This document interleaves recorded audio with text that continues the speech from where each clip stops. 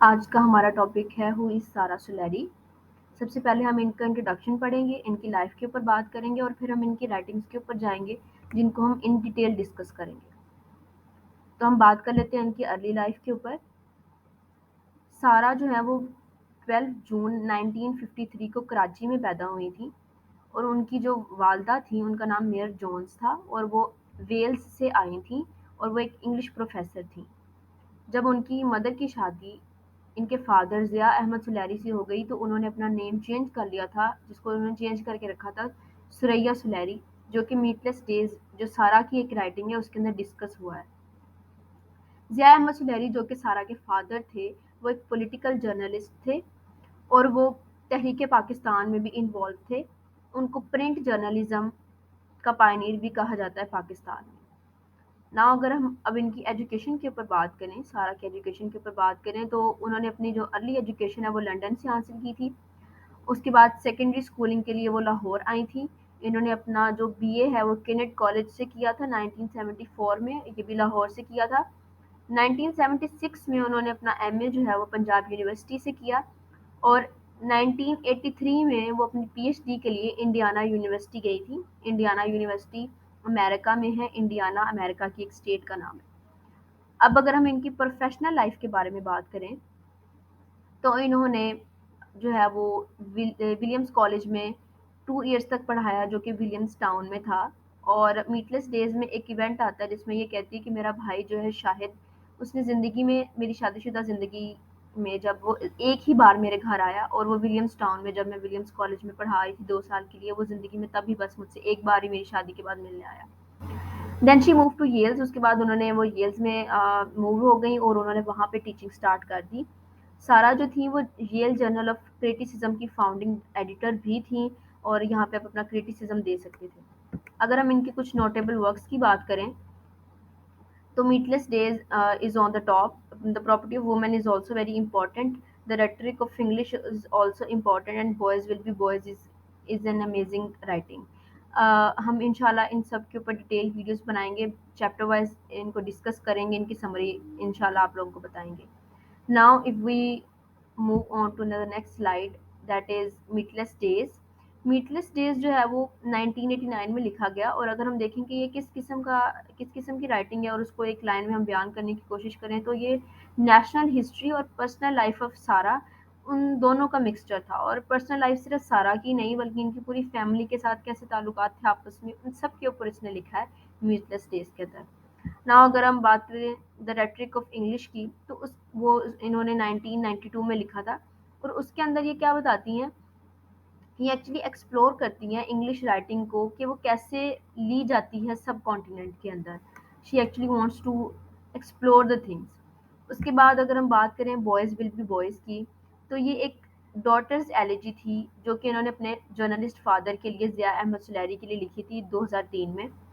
اس novel کے اندر یہ اپنے فادر کو پپ کہہ کے بلاتی ہیں، میٹلیس ڈیز میں بھی یہ کہیں کہیں اپنے فادر کو پپ کہہ کے بلاتی ہیں۔ پپ کا کیا مطلب ہے؟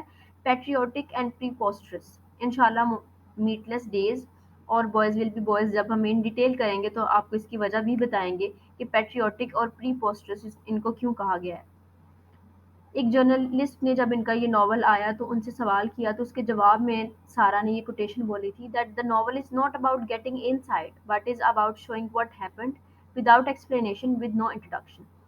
اس لائن سے جو شو ہوتا ہے وہ یہ کہ انہوں نے جیسے اپنی رائٹنگ بغیر کسی کرونالوجیکل آرڈر کے لکھی ہیں، اس طرح ان کی جو سینگز ہیں وہ بھی اسی طرح سے ہیں۔ شی ڈونٹ وانٹ کہ ان کا ریڈر ان ڈیپتھ جائے، لیکن اوبیسلی جب آپ ایک رائٹنگ کو پڑھتے ہیں تو آپ ان ڈیپتھ جاتے ہیں اس کے، سو انہوں نے اس طرح سے یہ اس کو لکھا ہوا ہے۔ اس کے بعد اگر ہم ان کی ڈیتھ کے بارے میں بات کریں تو یہ ابروڈ میں ہی فوت ہو گئی تھیں 20 مارچ 2022 کو، اور بہت امپورٹنٹ پارٹ تھیں یہ ہمارے پاکستانی انگلش لٹریچر کا، اور ہم ان کی جو ہے مغفرت کے لیے دعا کرتے ہیں، اللہ تعالیٰ ان کو ان کی درجات بلند کرے۔ نا if we talk about the themes تو اٹریکٹیو ریلیشن شپس جو ہے نا وہ بہت پیک پہ رہتے ہیں ہمیشہ ان کے تھیمس کے اندر۔ وہ ہم میٹلیس ڈیز میں دیکھیں گے بہت سارے، آپ کو جب آپ چیپٹر وائز پڑھیں گے اور اس ویڈیو کو دیکھیں گے، اگر آپ نے خود رائٹنگ کر لی اس ویڈیو کی، اس کے نوٹس ضرور لیجیے گا، that is very important.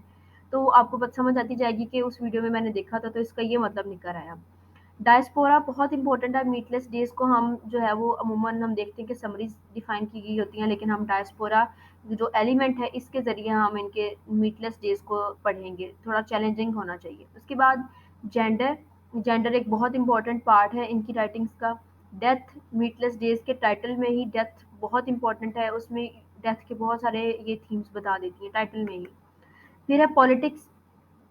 Politics کیونکہ ان کے فادر پالیٹکس میں تھے، تو اس وجہ سے ان کی لائف میں پالیٹکس جو ہے وہ بہت زیادہ انکلکیٹڈ تھی. اس وجہ سے ان کے تھیمز میں بھی وہ ہمیں نظر آتا ہے. پھر کلچرل کمپیریزن، کیونکہ یہ ڈفرینٹ جگہ پہ رہی ہیں پاکستان میں بھی، کیونکہ انہوں نے دونوں جنگیں دیکھی ہیں 1965 اور 1971 کی. سو دیٹس وائی وہ پاکستان میں بھی ڈفرینٹ جگہوں پہ گھومتی رہی ہیں، اور باہر بھی انہوں نے کافی جو ہے وہ early education as we see that کہ انہوں نے اپنی ارلی ایجوکیشن لندن سے لی ہے، اور پھر وہ پڑھاتی بھی باہر رہی ہیں. تو دیٹس وائی وہ کلچر کمپیریزن کافی کرتی ہیں. وہ بھی ہم دیکھیں گے انشاءاللہ. ان کا ایک چیپٹر ہے ناول میٹ لیس ڈیز، اس میں ایک چیپٹر ہے that goodbye to the greatness of Tom. اس کے اندر ہم یہ کلچرل کمپیریزن دیکھیں گے. اس کے بعد کنفیوژن ہے، وہ بھی ہم انشاءاللہ دیکھیں گے. انہیں کے ناول میں ہے کنفیوژن. پھر ان کا فیمنزم اور پیٹریارکی جو ہے نا، پیٹریارکی یہ بہت امپورٹنٹ ہے. یہ بہت زیادہ بات کرتی ہیں اس کے اوپر. اگر ہم دیکھیں کہ وہ بات نہیں بھی کرنا چاہ رہی تو ان کے تھیم میں کہیں نہ کہیں یہ بات نکل کے آ جاتی ہے کہ وہ فیمنزم کے اوپر بات کرنا چاہیں گی. جیسے ان کی میٹ لیس ڈیز میں جو فرسٹ چیپٹر ہے وہی ہے کہ ایکسیلنٹ تھنگز اباؤٹ وومن، تو وہ اس کے اوپر چیپٹر ہے. اس میں ہم فیمنزم بہت زیادہ دیکھتے ہیں. پھر پوسٹ کولونیلزم بہت زیادہ ہے ان کی رائٹنگس کے اندر. ٹھیک ہے، ان کے فادر جو تھے وہ وہاں سے اوبیسلی 47 میں آئے تھے یہاں پہ، اور پھر یہاں پہ آگے سیٹل ہونا اور سارا. اوبیسلی پوسٹ کولونیلزم جو ہے نا وہ ابھی تک چل رہا ہے، کیونکہ ہم ابھی بھی جو ہے نا وہ ان کی آزادی سے، ان کی غلامی سے ابھی تک آزاد نہیں ہو پائے ہیں. تو دیٹس وائی پوسٹ کولونیلزم مجھے لگتا ہے، that is my personal review, کہ ابھی تک ہم پوسٹ کولونیلزم میں زندہ ہیں. اس کے بعد لینگویج، جو کہ ڈائسپورا کی ایک بہت امپورٹنٹ ایلیمنٹ ہے لینگویج. وہ اسی لیے بھی ان کی رائٹنگز میں ہمیں لینگویج اچھی ملتی ہے. کیوں؟ کیونکہ ان کی مدر جو تھی وہ ایک انگلش تھیں، اور ان سے ان کو انگلش وراثت میں ملی اچھی رائٹنگ. اور پھر ان کا ایکسپریشن بہت اچھا ہوا اپنے فادر کی وجہ سے، کیونکہ وہ اوبیسلی جرنلسٹ تھے، ان کو ایکسپریس کرنا آتا تھا. تو وہ دونوں چیزیں جب ملی تو یہ بہت اچھی رائٹنگس لکھتی تھی. Now, thanks for watching. Please do subscribe my channel and waiting for the next videos and share my videos.